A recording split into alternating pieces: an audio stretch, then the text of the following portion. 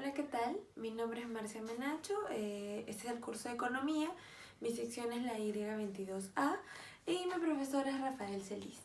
Bien, en esta oportunidad el tema que vamos a tocar es la política económica y el sector externo. En primer lugar tenemos a la balanza de pagos. ¿Qué es la balanza de pagos? La balanza de pagos registra las transacciones que se realizan entre un país y otro y el resto del mundo. Y estas transacciones se refieren a los movimientos de los bienes y servicios, es decir, importaciones y exportaciones. Esta balanza de pagos tiene una estructura que se divide, que está en tres partes, que tienen la balanza de cuenta corriente, cuenta financiera y financiamiento excepcional. En primer lugar tenemos a la balanza de cuenta corriente. La balanza de cuenta corriente tiene estas cinco partes. En primer lugar tenemos a la balanza comercial. En la balanza comercial recoge el intercambio de bienes con el resto del mundo, es decir, de nuestra economía con la del resto del mundo, tanto compras de bienes y servicios. Luego, en la balanza de servicios ocurre que es el comercio de intangibles y intangibles de nuestra economía con la del resto del mundo. Están relacionados a transacciones en el rubro de transporte, viajes, comunicaciones, seguros, entre otros. Luego tenemos la balanza de renta y factores. En esta oportunidad esto registra el ingreso de pagos por renta del capital o del trabajo, obtenidas fuera del país por residentes nacionales o pagadas a residentes en el resto del mundo, ¿no? Vendría a ser como el sueldo. Y en el caso de la balanza, en la balanza de transferencias corrientes, en este rubro incorpora las contrapartidas de las donaciones de bienes y servicios. Estas son donaciones en efectivo o remesas. Bien, luego nos vamos a la parte de cuenta financiera.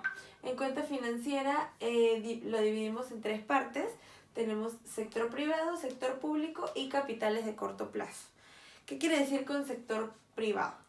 Es el flujo de capitales del sector privado que se compone por activos y pasivos de la inversión directa extranjera del país. Los activos vendrían a ser la inversión directa y en el extranjero corresponde a la inversión efectuada por empresas peruanas. O sea, de qué manera, por ejemplo, una empresa peruana como el grupo del Banco de Crédito invirtiendo en otros países, o el mismo Banco Interbank con el grupo Intercorp invirtiendo en otra parte del país. Luego el sector público registra los desembolsos y las amortizaciones de la deuda pública y externa, de los activos externos netos de largo plazo. Esto vendría a ser, sabemos que nosotros tenemos una deuda externa que la vamos pagando según se haya estipulado el gobierno, ¿no? Luego tenemos los capitales de corto plazo. Registran las transacciones de activos y pasivos del sistema financiero. Empresas bancarias, el Banco Central de Reserva del Perú, Banco Nacional, financieras y no financieras. Y no bancarias, perdón. Y bueno, luego pasamos a financiamiento excepcional. Registra las transacciones correspondientes al sector público. Tenemos el resultado de la balanza de pagos. Es la balanza de cuenta corriente, va aquí, va en positivo. La cuenta financiera, que es esto, va en positivo. El financiamiento excepcional en positivo y los errores en mediciones. Todo esto se suma y vendría a ser el saldo de la balanza de pagos, que es el tema que acabamos de mencionar. Los saldos de la balanza de pagos, el país realiza operaciones con el exterior que anoten la balanza de cuenta corriente o en la cuenta financiera. En ese sentido se puede obviamente obtener saldos positivos o negativos. La balanza de pago mayor a cero se encuentra en un superávit. La balanza de pagos menor a cero, estamos en déficit. Y si la balanza de pagos es igual a cero, estaría en un equilibrio. Eso nos quiere decir. Bien, luego tenemos las reservas internacionales.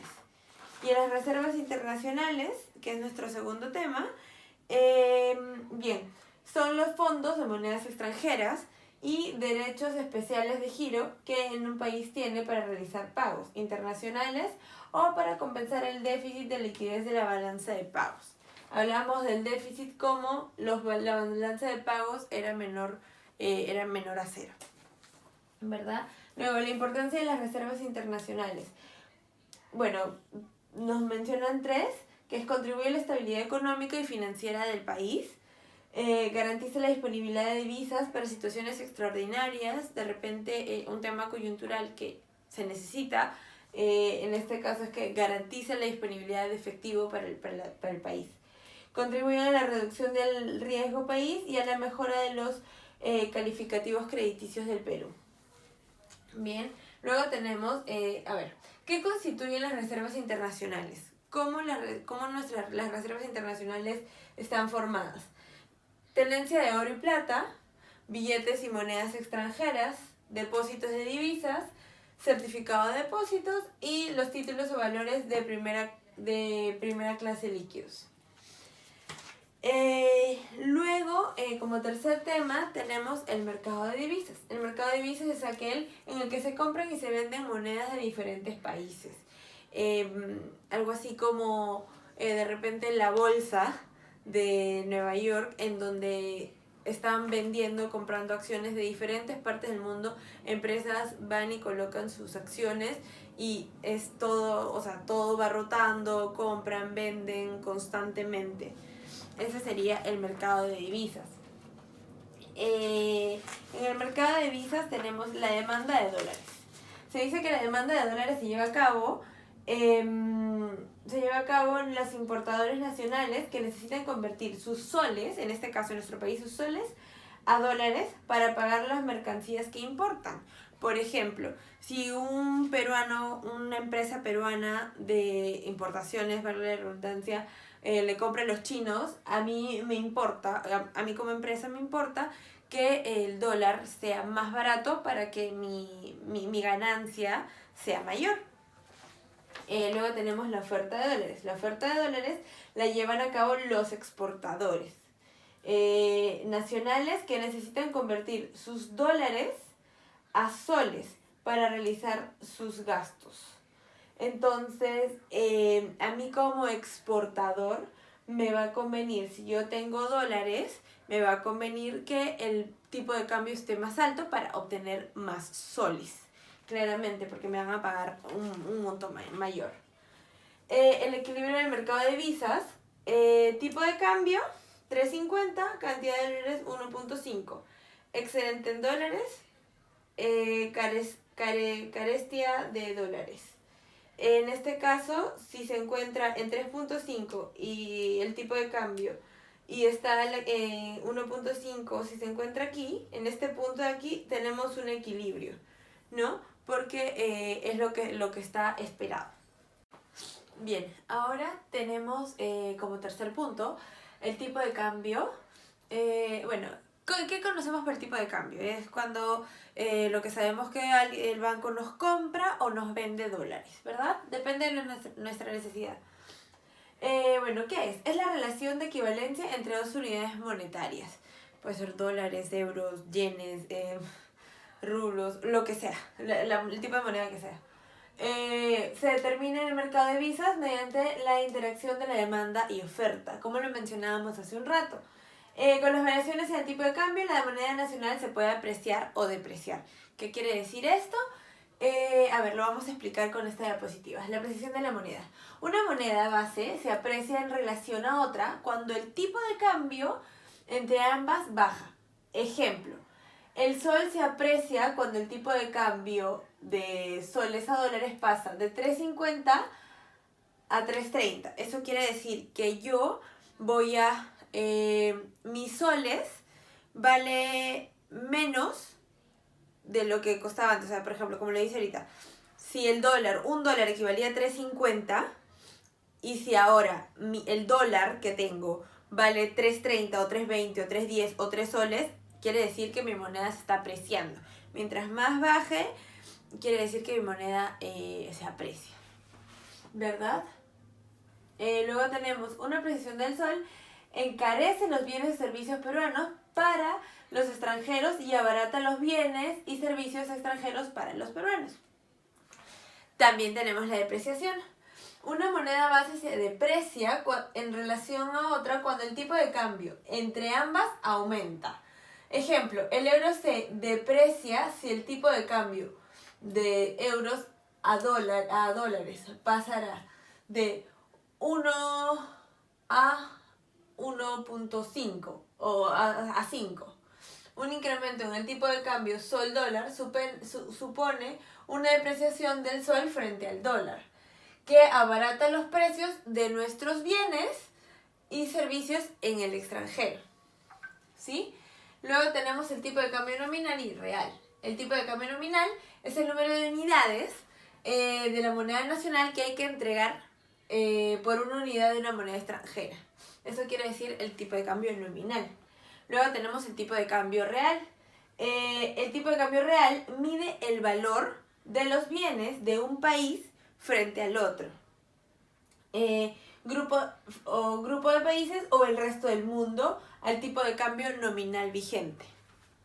¿Sí? Luego tenemos la política cambiaria. Esto quiere decir que la definición de un conjunto de criterios, lineamientos y directrices con el propósito de regular el comportamiento de la moneda nacional respecto a la extranjera o la del exterior y controlar el mercado cambiario de divisas. Tenemos el tipo de cambio flexible, el tipo de cambio fijo y los sistemas mixtos o semifijos o ajustables. El tipo de cambio flexible, vamos a ver qué es. El tipo de cambio depende exclusivamente del juego de oferta y demanda de divisas. Las exportaciones tienden a aumentar las ofertas de las divisas, las importaciones tienden a aumentar la demanda de las divisas y los movimientos de la balanza de pagos de un país originan cambios en la oferta y la demanda de dichas divisas. El tipo de cambio fijo. El tipo de cambio objetivo es determinado por el Banco Central de Reserva sin tomar en cuenta la oferta y la demanda de las divisas. No toman en cuenta al mercado de divisas.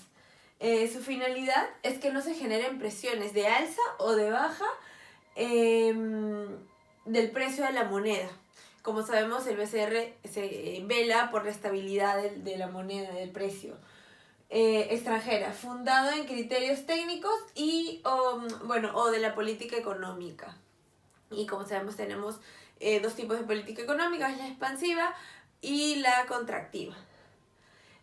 Implica la intervención activa del BCR comprando o vendiendo divisas para sostener dicha contratación en el tiempo. O sea, no solamente es en el ahora, sino a largo plazo.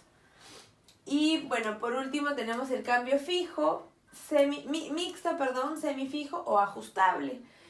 El tipo de cambio puede concebirse como un caso intermedio entre los sistemas de flotación libre y los tipos de cambio.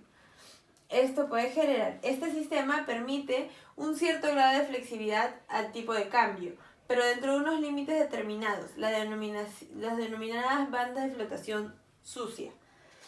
Y luego tenemos una pregunta. ¿El Banco Central de Reserva mantiene un esquema de tipo de cambio fijo? Y la respuesta es no. El Banco Central de Reserva sigue un esquema de flotación administrada. Las intervenciones de este banco no buscan establecer el nivel de tendencia del tipo de cambio, más bien buscan reducir su volatilidad.